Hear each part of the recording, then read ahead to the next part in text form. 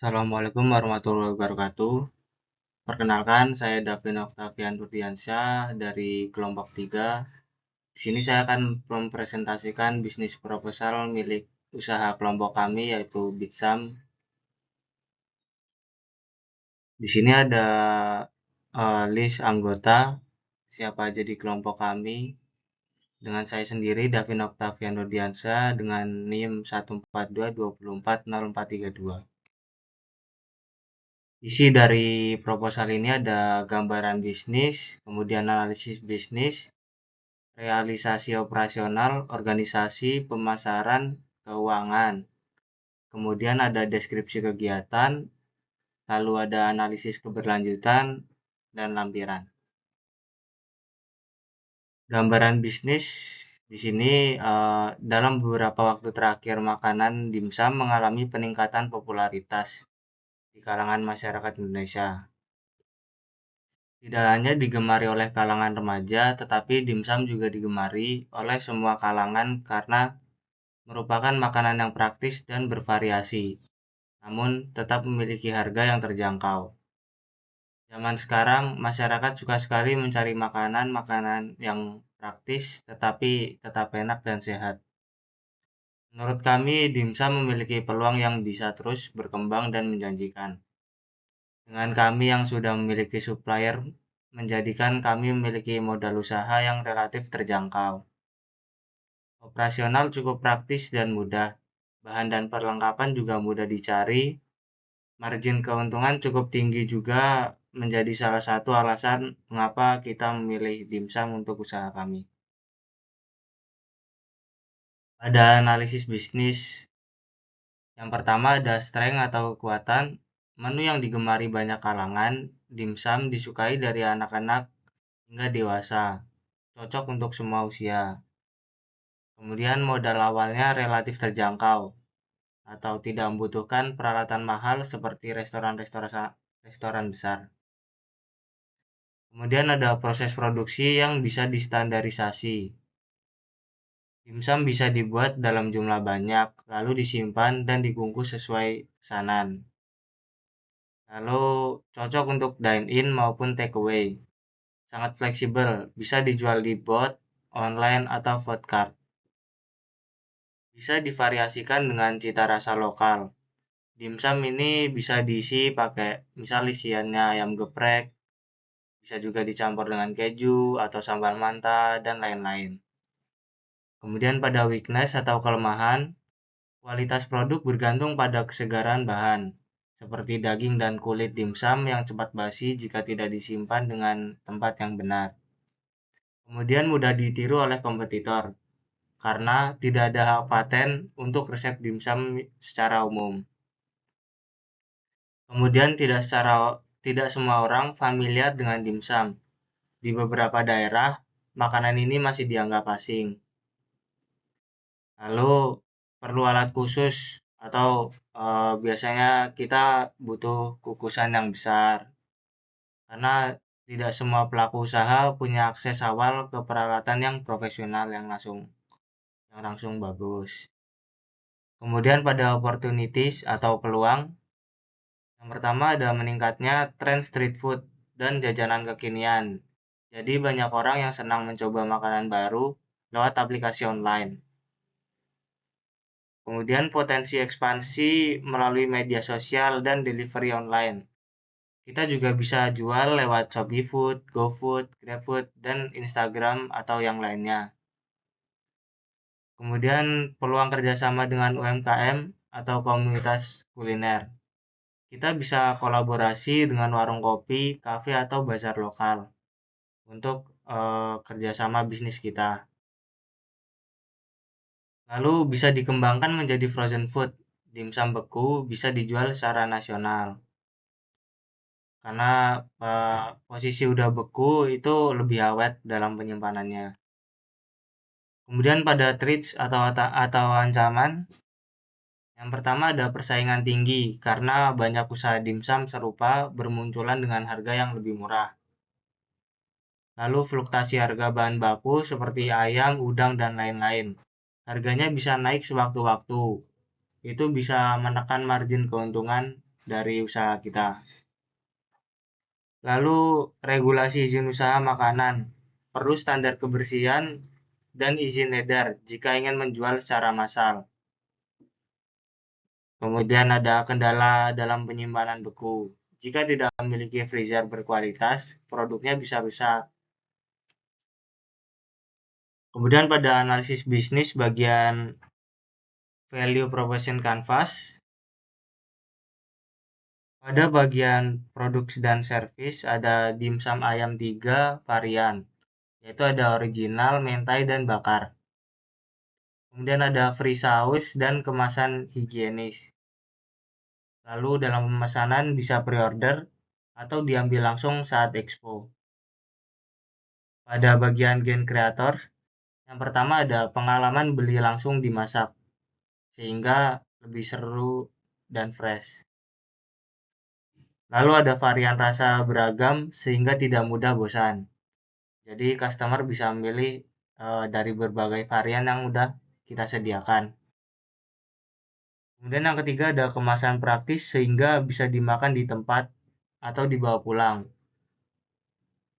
Pada bagian pen relievers, yang pertama ada freshly cooked di tempat. Jadi kita masak langsung di tempat. Jadi makanan yang kita hidangkan itu masih hangat dan yang pasti rasanya enak. Kemudian harganya juga terjangkau dengan porsi yang cukup mengenyangkan. Lalu terdapat topping tambahan seperti mozzarella dan lain-lain apabila customer ingin nambah topping. Pada bagian gains, mendapat camilan hangat dengan rasa yang kekinian. Kemudian bisa memilih varian rasa dan topping sesuai selera. Harganya juga ramah di kantong mahasiswa. Pada bagian customer jobs,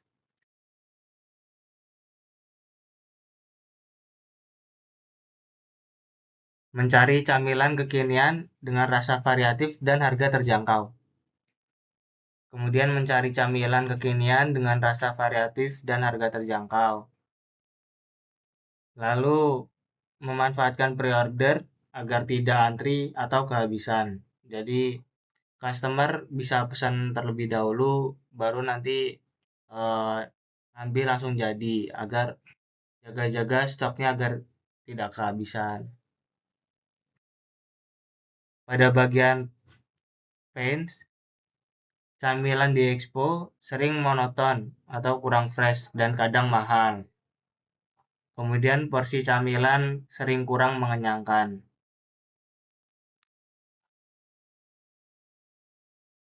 Kemudian pada model bisnis model canvas ada key partners. Yang pertama ada supplier bahan baku, vendor alat masak, pihak kampus yaitu seperti izin stand. Kemudian teman satu tim expo karena bisa buat bagi tugas produksi dan jaga stand. Pada bagian key activities, pertama ada produksi dan persiapan dimsum. Lalu ada evaluasi rasa dan kualitas, promosi di media sosial, diskusi dan pemasangan konsep, survei dan persiapan perlengkapan, penjualan dan pelayanan di bot. Pada bagian key resource, yang pertama ada peralatan masak, yaitu ada kukusan, kompor gas, listrik, dan lain-lain. Lalu ada bahan bakunya, yang utama adalah dimsum. Kemudian ada booth dan perlengkapan seperti meja, banner, wajah saji, dan lain-lain. Kemudian ada SDM atau sumber daya manusianya, kita butuh penjaga booth dan pemasak serta perlengkapan buat yang beli-beli keluar. Kemudian packagingnya ramah lingkungan. Di sini kita menggunakan packaging kertas atau paper box itu yang lebih ramah lingkungan. Pada bagian value proposition, pertamanya dimsum hangat dan fresh karena kita mengolah langsung di lokasi. Lalu yang kedua ada harganya terjangkau untuk kantong mahasiswa. Di sini kita tidak mematok harga yang begitu tinggi karena target kami adalah mahasiswa yang eh, budgetnya pas-pasan gitu. Kemudian varian rasanya ada cukup variatif untuk varian rasanya. Kita ada original, kemudian mentai, kemudian bakar. Lalu produknya siap makan dan praktis di expo. Pada bagian customer relationship, yang pertama ramah dan interaktif saat melayani di booth. Kemudian respon cepat via DM atau chat untuk pre-order. Bagian channels, booth atau stand di area expo kampus. Promosi lewat Instagram Story dan WhatsApp Story. Lalu banner di lokasi expo, kemudian open pre-order sebelum expo dimulai. Pada bagian customer segment, kita targetnya mahasiswa kampus, dosen dan staf kampus, pengunjung umum expo kampus, pecinta jajanan ringan dan praktis. Lalu pada bagian cost struktur, ada pembelian bahan baku, sewa atau biaya stand, peralatan masak dan perlengkapan booth, biaya promosi seperti desain poster dan cetak banner, cetak stiker juga. Kemudian packaging, kita menggunakan paper box yang ramah lingkungan. Pada bagian revenue streams, pertama ada penjualan langsung di booth expo, kemudian pre-order sebelum acara. Realisasi operasional, pemilihan lokasi operasional. Lokasi produksi dimsum tidak dilakukan secara mandiri oleh kelompok, melainkan bekerja sama dengan supplier yang merupakan kenalan dari salah satu anggota tim. Keputusan ini diambil berdasarkan pertimbangan efisiensi, waktu, tenaga, dan keterbatasan alat produksi. Selain itu, dengan bekerja sama langsung dengan supplier, kualitas dan kuantitas produk bisa dipastikan lebih stabil. Kemudian lokasi penjualannya, penjualan produk dilakukan di tempat tenan nomor 139 yang berlokasi tepat di pintu keluar auditorium barat. Lokasi ini dinilai sangat strategis karena berada pada arus lalu lintas utama pengunjung expo. Ketika mahasiswa atau pengunjung keluar dari auditorium, tenan Bitsam langsung terlihat sehingga memberikan peluang besar dalam menarik perhatian dan meningkatkan potensi penjualan secara langsung. Pada bagian proses operasional inti, bagian proses produksi dan pengemasan dilakukan secara bertahap sesuai dengan peningkatan permintaan yang signifikan menjelang dan selama expo. Awalnya, kelompok kita menyiapkan sebanyak 280 dimsum untuk sistem pre-order dan 120 dimsum untuk penjualan langsung atau OTS, singkatan dari on the spot di lokasi expo. Namun karena tingginya minat konsumen, produksi ditambah sebanyak 100 dimsum dan tidak lama kemudian kita kembali nambah stok jadi 200 dimsum lagi untuk memenuhi permintaan yang terus masuk. Bahkan setelah expo selesai masih terdapat permintaan lanjutan sehingga dilakukan tambahan produksi sebanyak 100 dimsum lagi.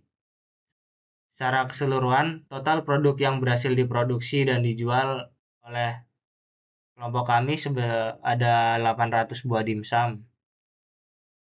Kemudian untuk pengemasan, awalnya direncanakan menggunakan dua jenis kemasan berbeda berdasarkan varian rasa, yaitu paper box untuk varian original dan aluminium foil untuk varian bakar dan mentai.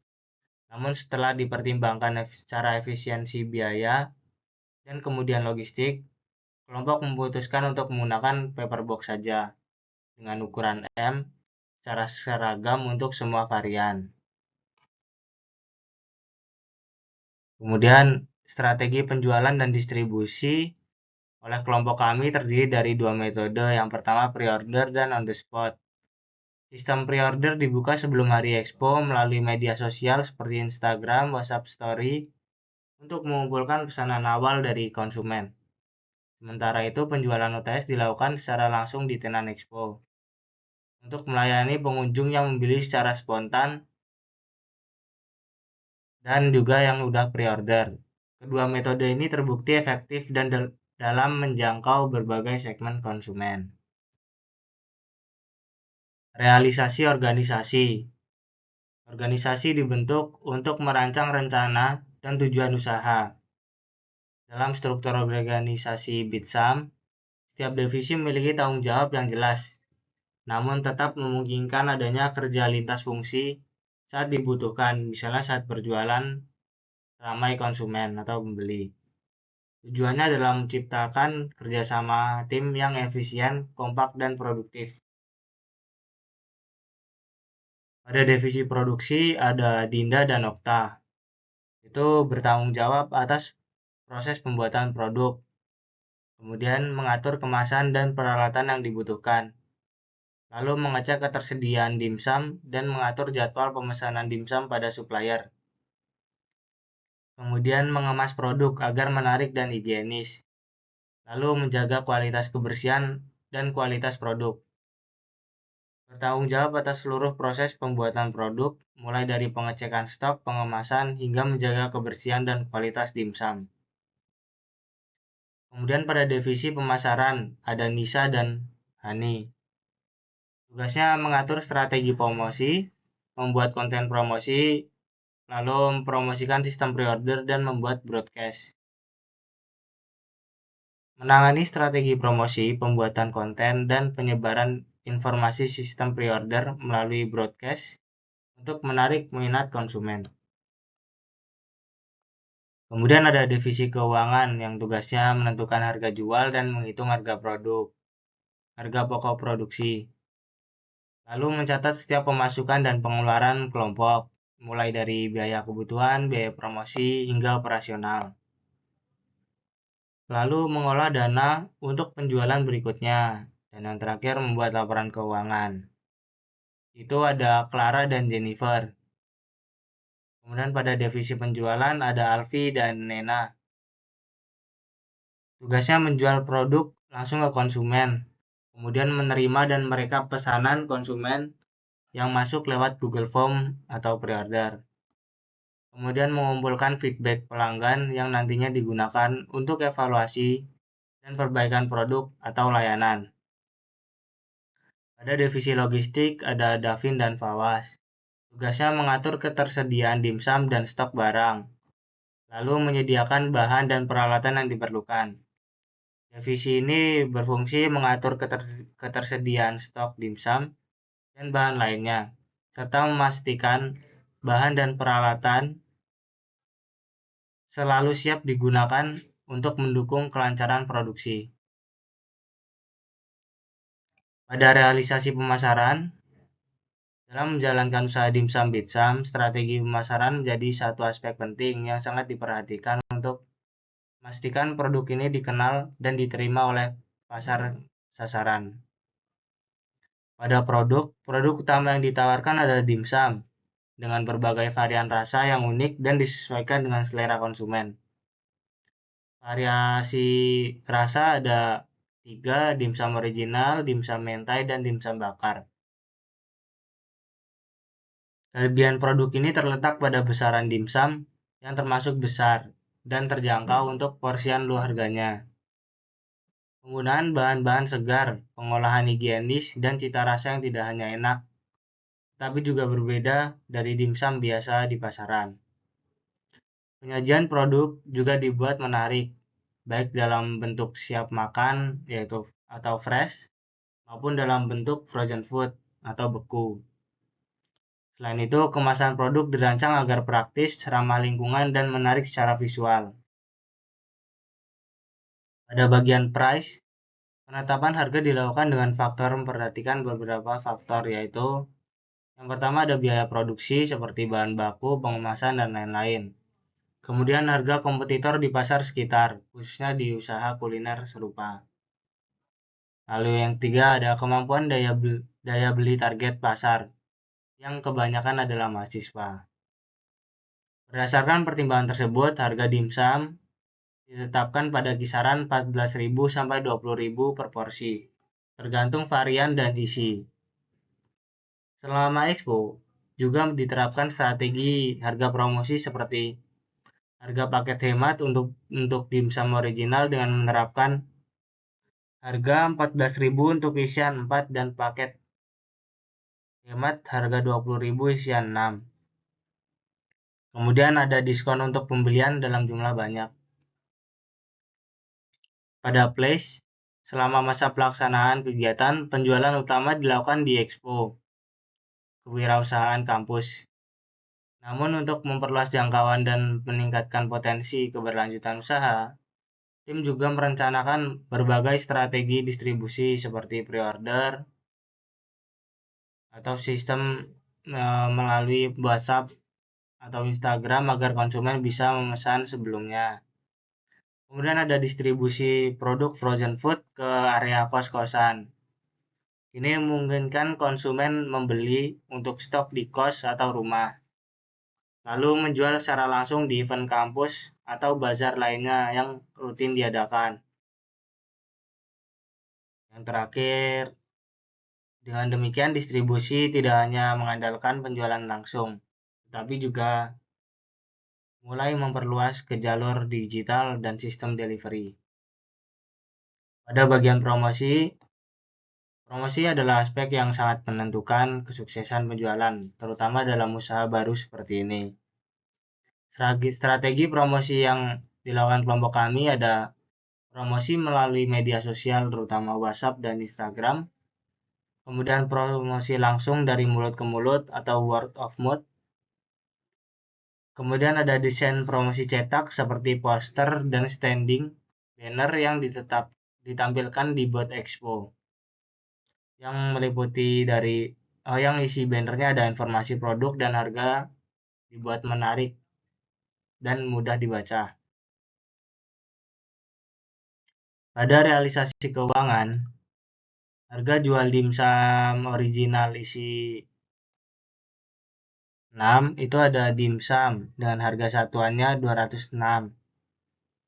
Kemudian kita ngambil di harga 2.150 dengan total 464.400 perak.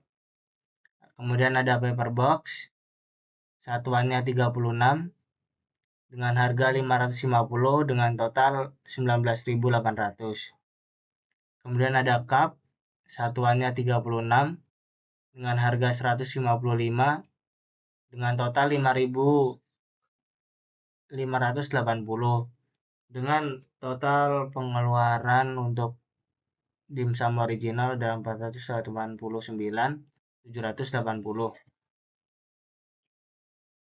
Pada harga jual dimsum mentai satuannya 240 dengan harga 2.150 dengan total harga 516.000. Kemudian saus mentainya kita beli 1 kilo dengan harga 50.000. Ada chili oil, kita beli 850 gram dengan harga 42.500.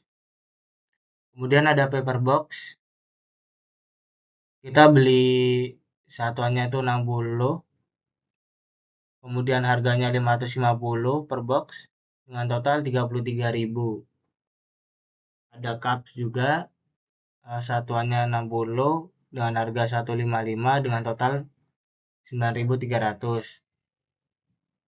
Kemudian kita menggunakan alat torch dengan harga 10.000. Kemudian pada harga jual dimsum bakar kita ready untuk 180 pieces dengan harganya 2.150 dengan total 387.000. Kemudian saus bakar kita beli 1 kilo dengan harga 40.000. Kemudian paper box kita sedia untuk dimsum bakarnya 45 box dengan harga satuan 550 perak dengan total 24.750.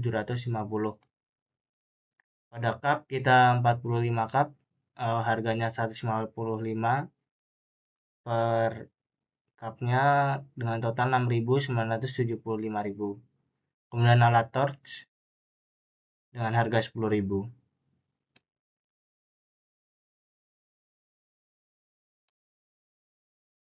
Kemudian pada break-even point dari masing-masing varian. Dimsum isi 4 kita mengenakan harga jualnya 14.000 dengan biaya variabel sebesar 10.543. Kita mengambil keuntungan sekisar 3.457 dengan biaya tetap yang dialokasikan sebesar 433.000. BP per unitnya 31,25. BP rupiahnya 437.500. Untuk dimsum isi 6 20.000 dengan harga jualnya. Biaya variabelnya 15.015 perak dengan harga 4.985.000. Biaya tetap yang dialokasikan sebesar 541. BP unitnya 18,16. BP rupiahnya 363.200.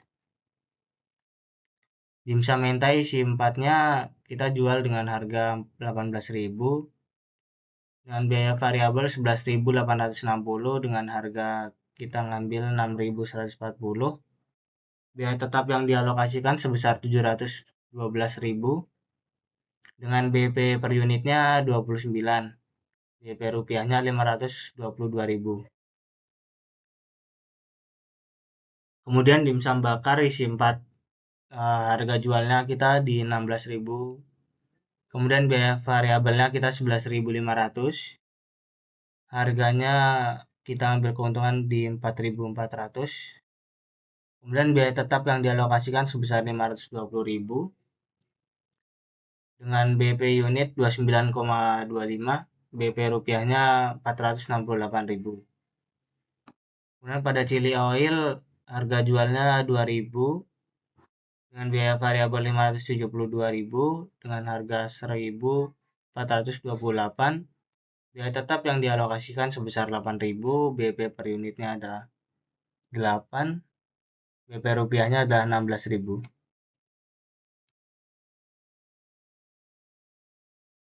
Kemudian realisasi keuangan untuk return of sale. Dari laba bersih kita ada 815.900. Dibagi penjualan bersihnya kita 1.118.900 dikali 100%, yaitu diperoleh return of sale-nya 81%.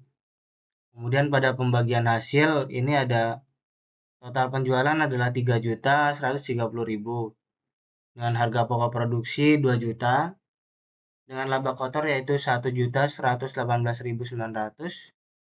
Biaya perlengkapan 203.000.